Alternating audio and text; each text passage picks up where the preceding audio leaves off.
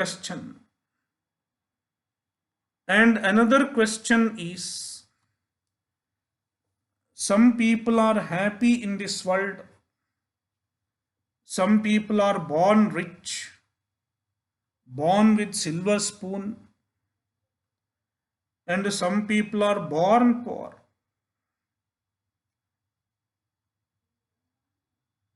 There is unevenness in the world.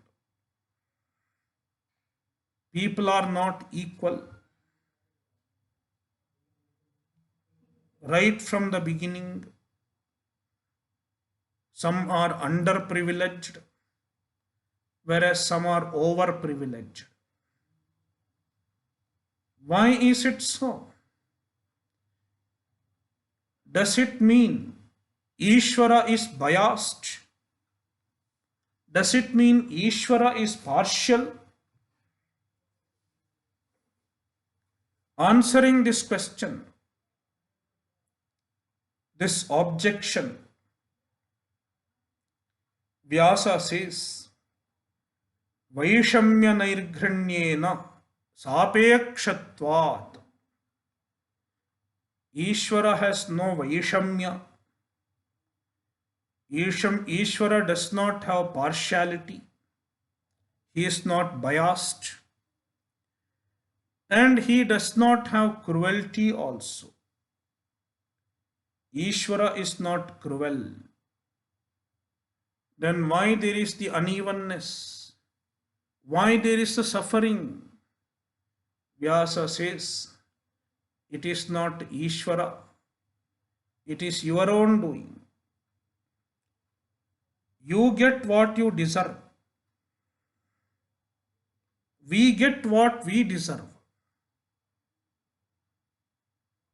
If I am suffering now, it means I have done something in the past and I am paying back. And if I am enjoying something that cannot be accounted for because of my present doings, because of my present actions, it means I have done something good in the past and I am enjoying it now.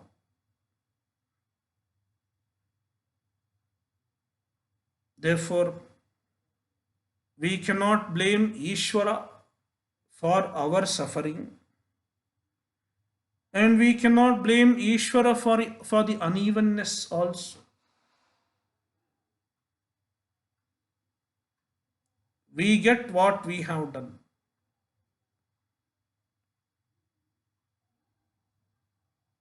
Regarding the theory of karma, people raise various objections. They think theory of karma is fatalism. If you accept the law of karma, it means you are a fatalist. But it is not really, it is not so. If you want to avoid fatalism, you have to accept the law of karma.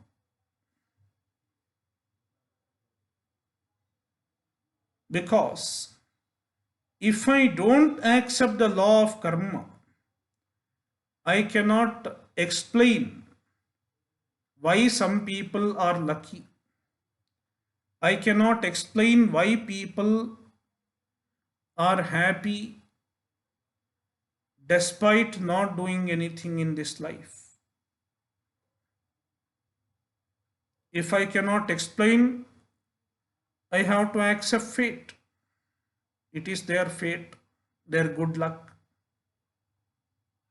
Therefore, not accepting the theory of karma makes me a fatalist. But if I accept the theory of karma, I can explain it. If someone is enjoying today, it is his own doings. If someone is suffering today, it is his own doings. And if he works better, in this life. If he does something good in this life, he can get the result. He can make himself better. He can make his future better. Therefore, the theory of karma does not make you idle. The theory of karma does not make you non proactive. Instead, the Shastras say,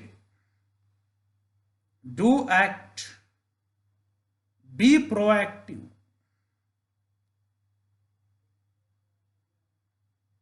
In Bhagavad Gita, you find a message time and again. Uttishtha, wake up, be proactive. Do not say, I will just sit quiet and let my karma act. It is not the idea behind the law of karma.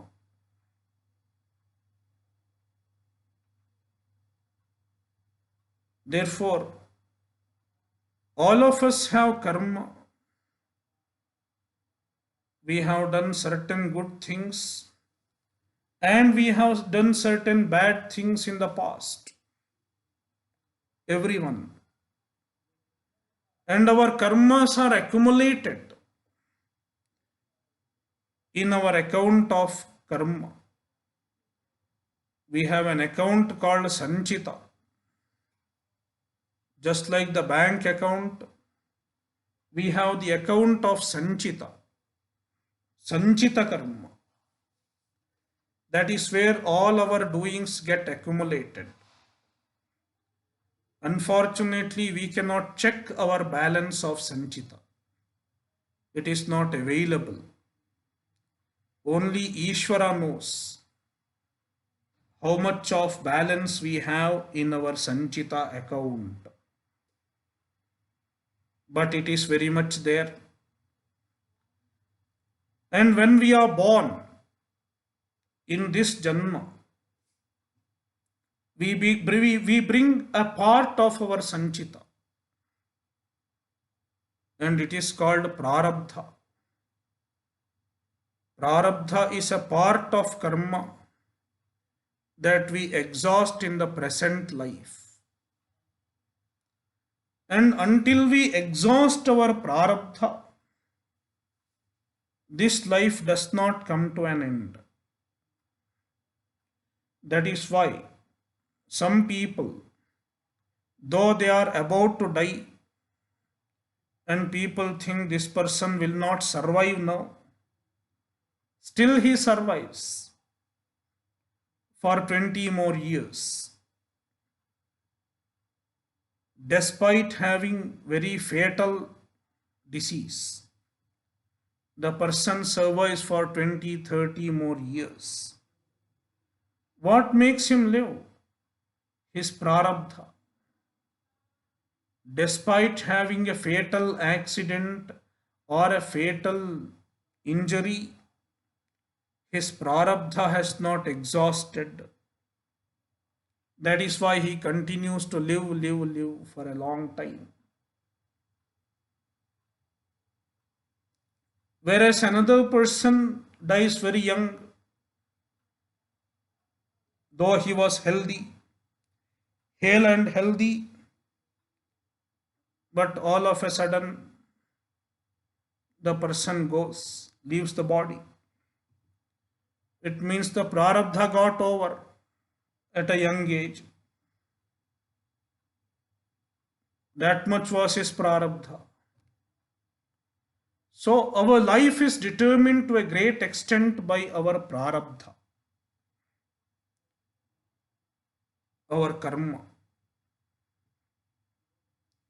So all of us have our karma, and the karma is decisive in doing so many things. In many things that we do, our karma plays a decisive role.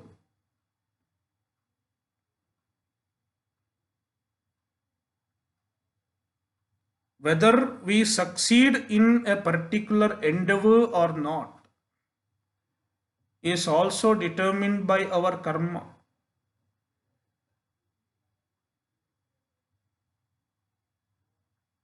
The person puts special effort. The Shastra does not say your effort is not needed. Individual's effort. But the individual's effort alone does not lead to success. Success depends on various other factors also in life. In chapter 18, later on, Bhagavan himself will say there are 5 factors determining any actions. Adhishthanam tatha karta karanancha prathak vidham vividhascha prathak cheshtaha daivam chaivatra panchamam. Adhishthanam, the place, the locus where you are doing an action. Even the place determines your success. Where you are doing a particular work.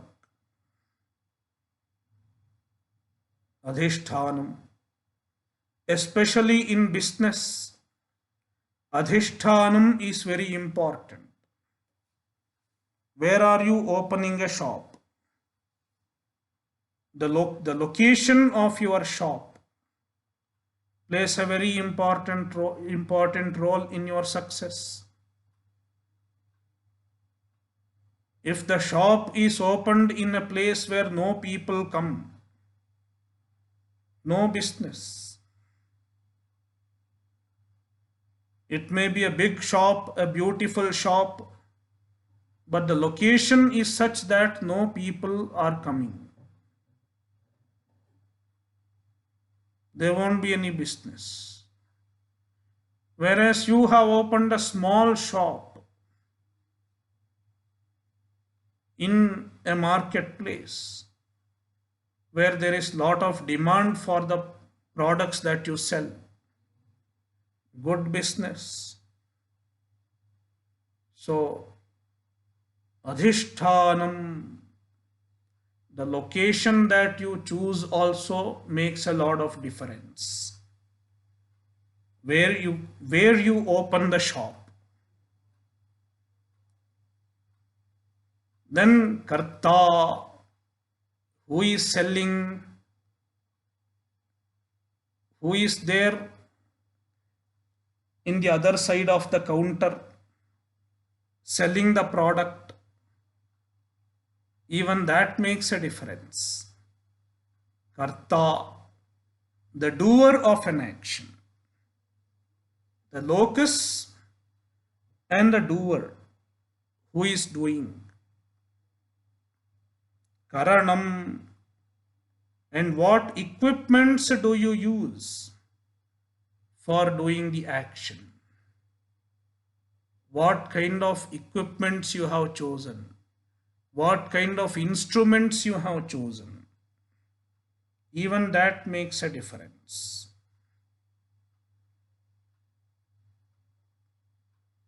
And vividhascha prathak cheshtaha, and your own effort. How many kinds of effort you have put? What effort you have put? Even that matters. In an exam, while taking an exam, the student is intelligent, karta, no problem, student is intelligent, good at studies, and the student has studied well also. But then, what score will he or she get? It depends on so many other factors. Supposing the student has written well the paper, despite that, how much marks the student will get depends on many other factors. It also depends a lot on the valuator. If the valuator is not in a good mood, he will not give good marks, even if the student has written well. Or suppose the student is not able to go to the exam because he got a fever right on the day of exam. He got very high fever. It is gone. All the effort that he has put is waste. Therefore, in addition to the individual's effort, there is one more factor. It is Daivam, the grace of the divine. Even the grace of the divine plays an important role in success.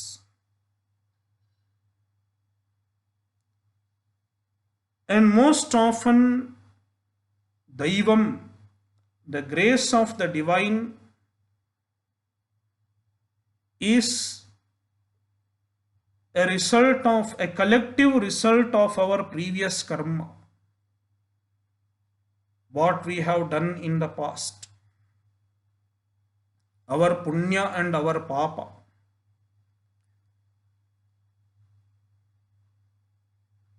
They are paid back to us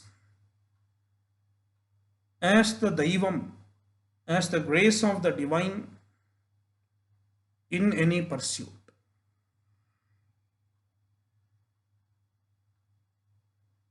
So now, is there any way to enhance the grace of the divine other than the karma that we have performed? Is there any way to enhance the grace, to amplify the grace?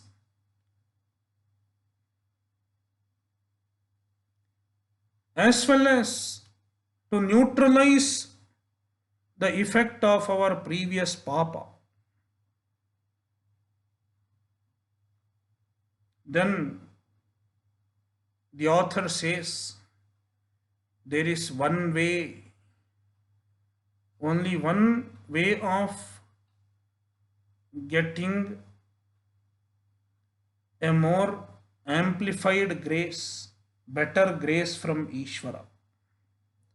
And it is prayer, praying to Ishvara.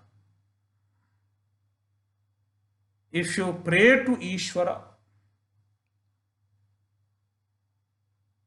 you tap Ishvara's grace. In fact, the grace is not unavailable. Ishvara's grace is easily available. Ishvara is always ready to bless people.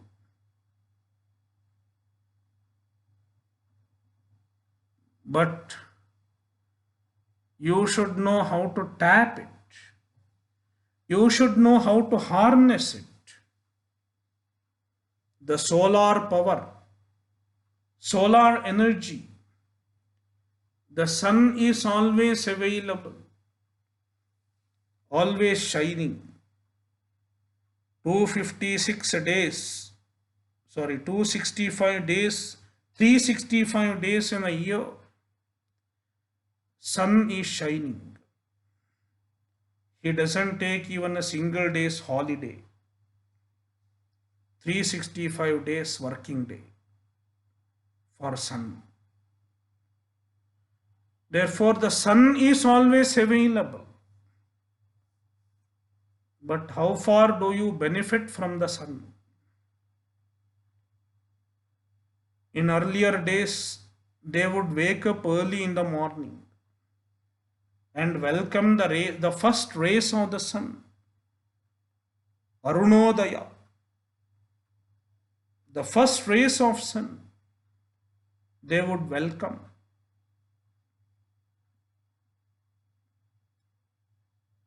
And it has its own significance, both on our physical as well as mental health.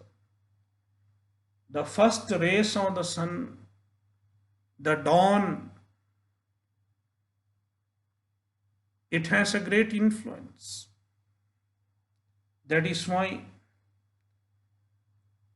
in the tradition they say one should wake up early, at least half an hour before sunrise. But now people are not making use of the sun.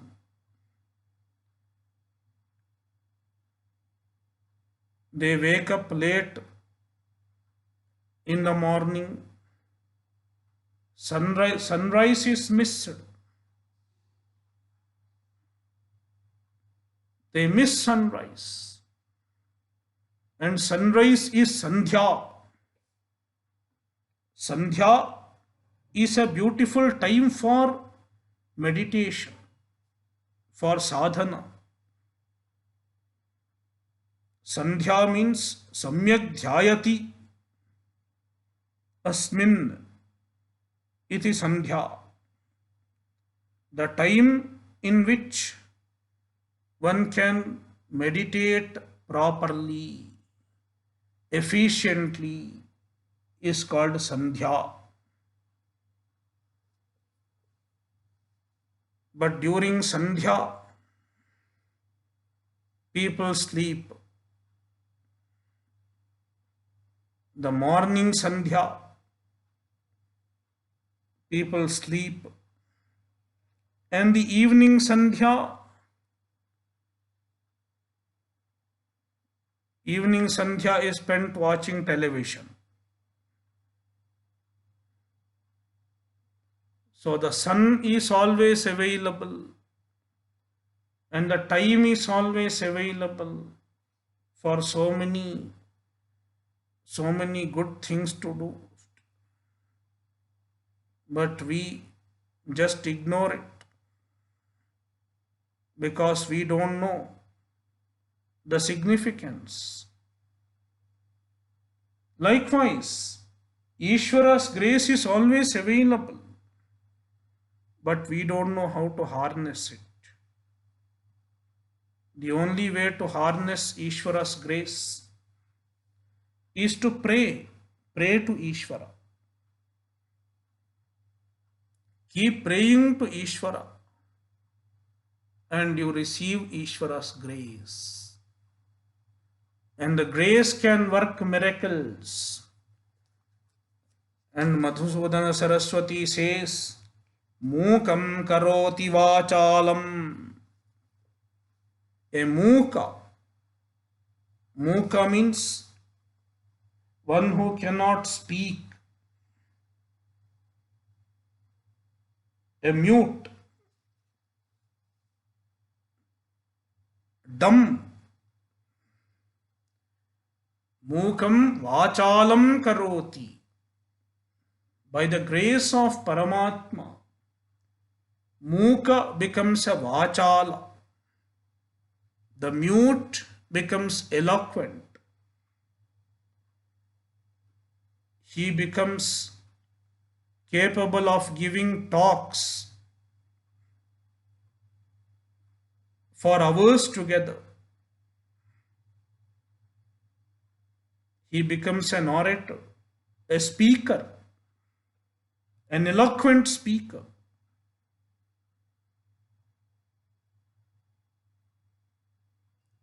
Prayer can make such miracles also happen. Pangum langhayate girim. Another miracle. Pangum. Pangu means lame. The lame. The lame can climb on the mountain, scale the mountain by the grace of Ishvara. Yat kripa, because of whose grace, tam Paramananda Madhavam, he is Paramananda Madhava. Krishna is Madhava. Ma means Lakshmi, Dhava means husband. Madhava means the husband of Lakshmi. And he is Paramananda. He is the source of greatest happiness. He is happiness in nature. All Ananda, all happiness is in Ishvara. Therefore, if we want happiness, we should look into Ishvara.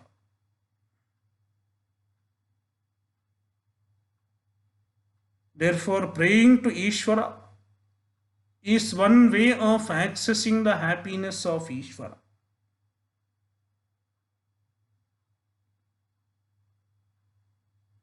If people want to accomplish something in their life, even for that, they should pray to Ishvara for success. That is why you find in our culture, even an auto wala, when he starts the auto, he will have incense sticks, agarbatti, and he will show agarbatti to a picture of any deity,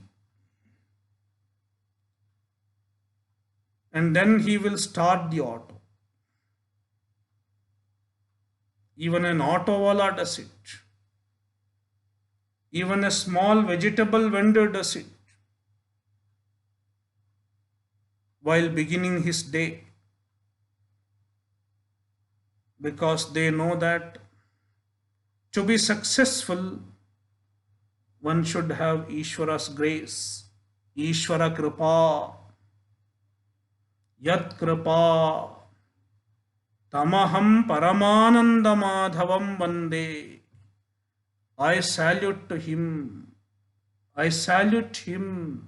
I do namaskara to him. Next shloka. Shloka 9 and the last one.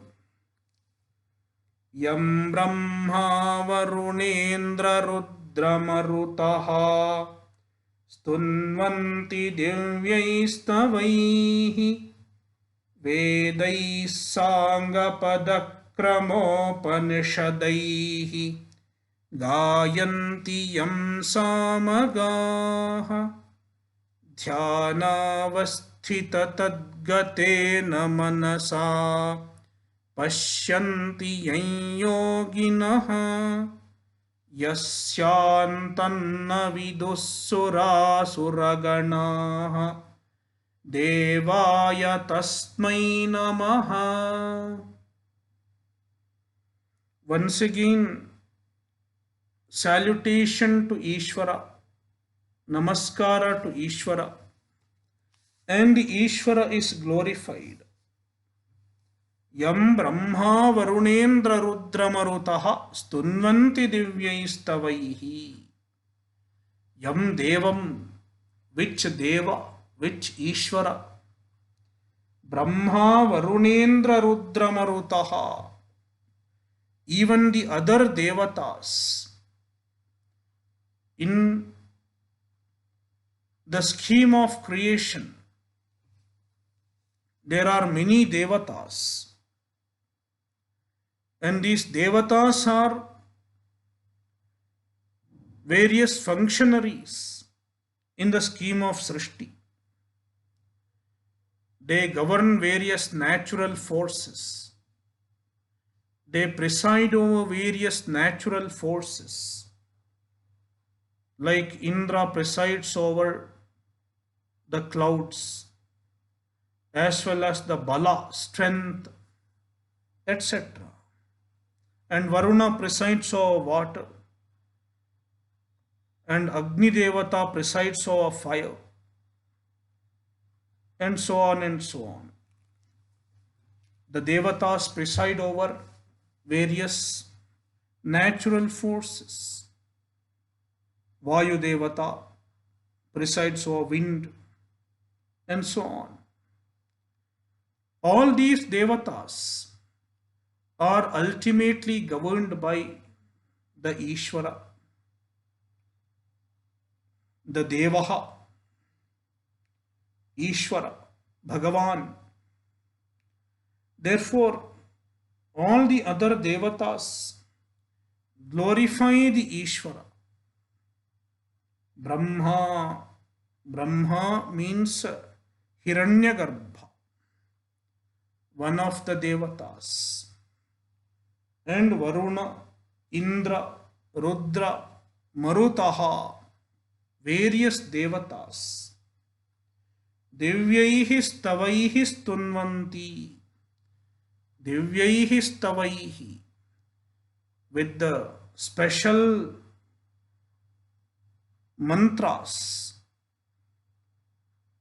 Stava is a form of mantra that is used for glorifying Ishvara. Stotra. Stunvanti, they glorify. Not only human beings glorify him, even the Devatas glorify him, because he is greater than even the Devatas. Vedai Sangapadakramopanishadaihi gayanti yam samagaha. Samagaha. Samagaha are the ones who sing Samaveda. Among the four Vedas, Rigveda, Yajurveda, Samaveda and Atharva Veda, Samaveda is sung.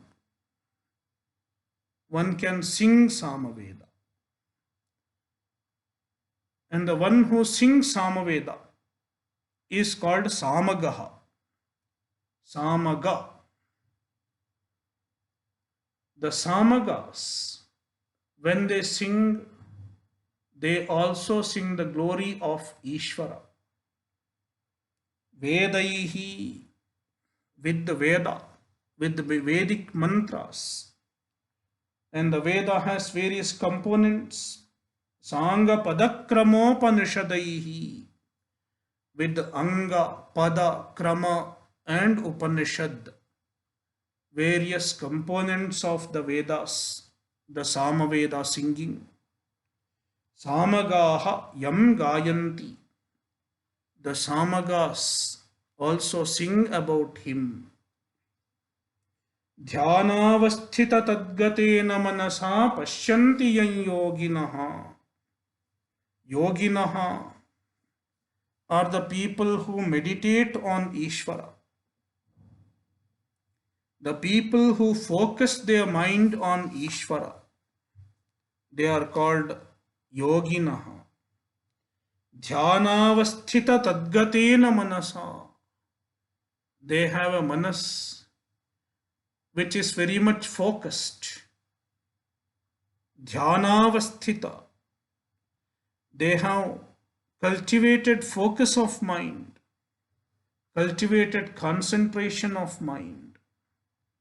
And therefore, the mind abides in Ishvara. They have learned to focus the mind on Ishvara and remain on Ishvara. Yam yoginaha pashyanti. The yogis see him. They are aware of the presence of Ishvara in themselves, in their heart. Yasyantam na vidussurasuraganaha. The end of Ishvara. Where does he end? It is not known by anyone. including the Devatas and including the Asuras. Surasuraganaha. They are not aware of the culmination, the end of Ishvara. It means he is infinite. The Ishvara is not confined to a place.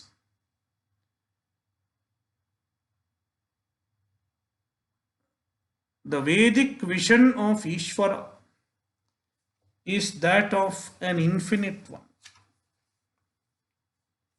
You cannot say Ishvara is confined to a place because the whole universe is Ishvara. The whole universe is the manifestation of Ishvara. Therefore, he is not confined to a place. He is present in and through every object. In the meantime, the Ishvara transcends everything. He is not affected by anything in the world.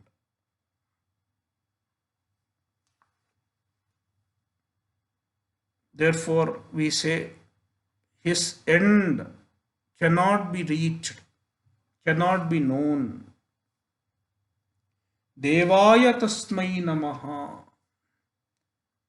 Namaskara, namaha, salutation to that Devaha, to the Ishvara, to the Bhagavan. With this, the Dhyana shlokas are completed.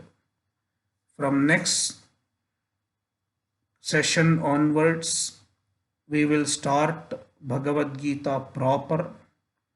Om Purnamadah Purnamidam Purnat Purnamudachyate Purnasya Purnamadaya Purnameva Vashishyate